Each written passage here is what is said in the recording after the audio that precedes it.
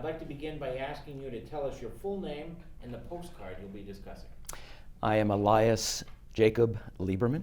I'm Rabbi of Falmouth Jewish Congregation, and I am discussing this wonderful postcard which depicts the East End Meeting House in East Falmouth. So the East End Meeting House has a rich history in this community, and it goes way back to the days of the incorporation of our community. Tell us a little bit about Absolutely. I need to give a shout out. I'm indebted to a couple of people who did some wonderful early research on the Meeting House, one of whom is Reverend Doug Showalter, the minister for many, many years of First Congregational Church here in Falmouth. He's an avid historian, and he did incredible research on the history of the Congregationalist community in Falmouth. And the other is Andrea Rosen, who for her master's thesis in architecture did a study of the history and the structure of the East End Meeting House. So here's what I learned. Back in 1686, among the early settlers in Falmouth decided it was time for a meeting house. So a very simple structure was erected with town funds, probably where Mill Road is in Falmouth today, the old burying ground. Several structures occupied that spot until well into the 1700s. It was decided to move the location of that meeting house, and a simple structure was built on what is now the Falmouth Village Green. Later, that became the beautiful First Congregational Church with its beautiful white spire, etc. Later in the 1700s, as the town grew, there was a perceived need for a second meeting house, and there was a debate about where that should be. So the powers that be decided to divide the town in half with a dividing line roughly separating T-Ticket from the rest of Falmouth, Tatticket at that time. And it was decided that the Falmouth Meeting House would be the beautiful white church on the green, and that a new meeting house would be built in East Falmouth. Ezekiel Robinson, one of the early founders of Falmouth and a landowner, donated land out in what is now Hatchville, the corner of Hatchville and Sandwich Roads today. And that's where a very simple structure was built, the initial meeting house in the east end of town. It was probably a simple gabled roof structure. Its main entrance faced the small road, Hatchville Road. Its long side was facing the main road, which is Sandwich Road. So in those days, you mentioned that the original meeting house down by Mill Road was constructed actually with town funds. So explain to us a little bit about how that worked, because in those days, as you know, those meeting houses were both civic spaces where people would gather, but also where people would worship. Absolutely. This predates what we've come to think of as the separation of church and state. But prior to that point, it functioned as you say, a meeting house for civic affairs, for worship. Those structures, certainly Congregationalist meeting house, were very simple. And it was only probably early 1840s or so when this principle began to evolve that there should be a separation between government and church and religion, that meeting houses and worship spaces took on a decided Christian look.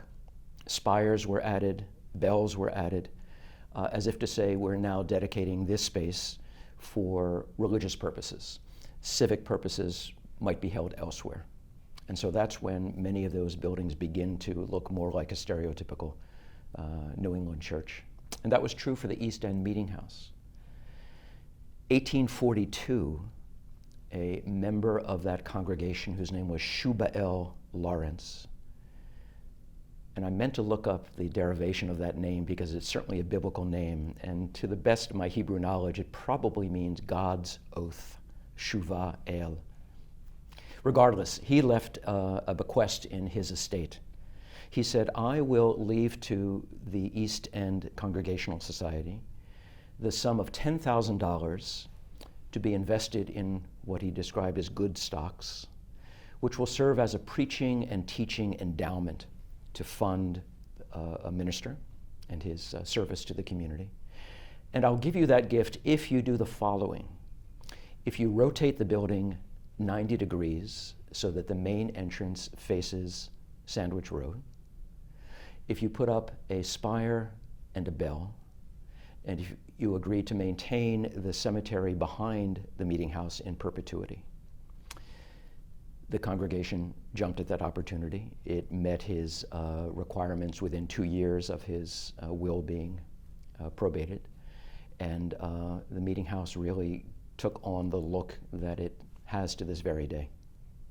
So can you share with us, to the degree that you know, the evolution then of that building since that point? So Sure. over the last nearly 200 years, the occupants and the people who have gathered and Right. lived there. So I've learned some interesting things about the building from reading and certainly from experiencing the building over the past few decades.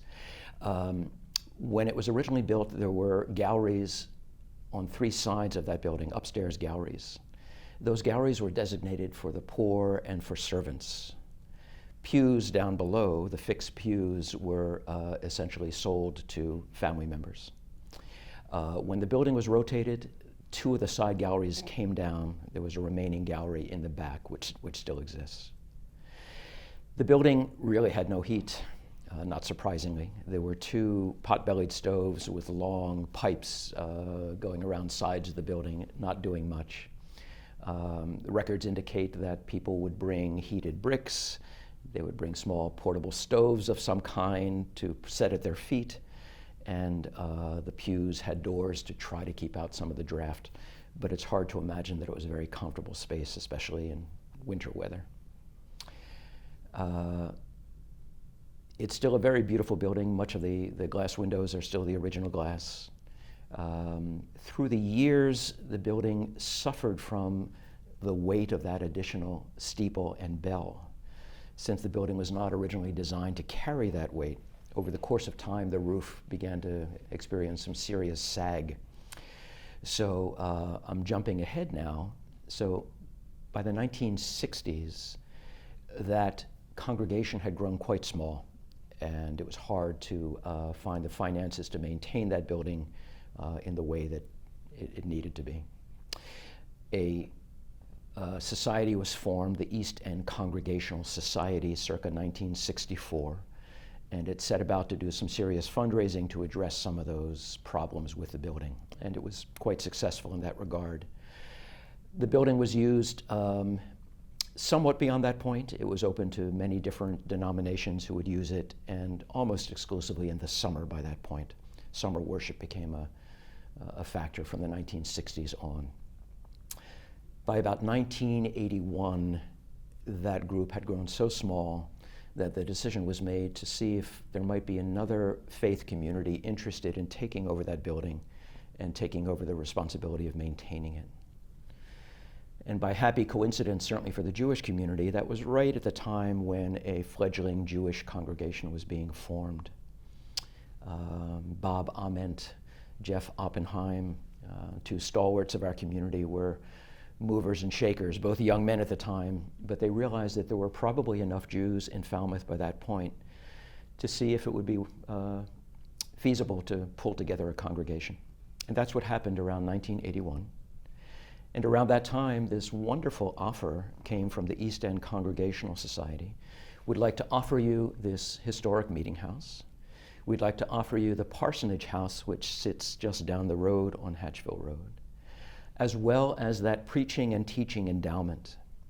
And it's my understanding that by 1981, that $10,000 was about $75,000. By the way, that $10,000 in 1842 would have been the equivalent of about $300,000 in 2020 dollars. So it was a significant gift. The Jewish community jumped at that opportunity. It was really quite extraordinary because the Jewish community had been meeting in St. Barnabas Church, in bank meeting rooms, and the opportunity to create a home was really just enormously powerful and wonderful. The meeting house was conveyed to the Jewish community. The Jewish community set about raising funds to make restorations and to do those things necessary to transform it into a synagogue. The parsonage house became offices and classrooms for this fledgling congregation. And the congregation took on the opportunity to maintain this building in perpetuity, as well as the cemetery behind it. So someone at the time approached the American Jewish Archives, premier historical research organization. And we received the really phenomenal message that, to the best of its knowledge, this was the first time in recorded history of a Christian community donating its building to a Jewish community so that it might have a home to worship in, which is a pretty powerful story.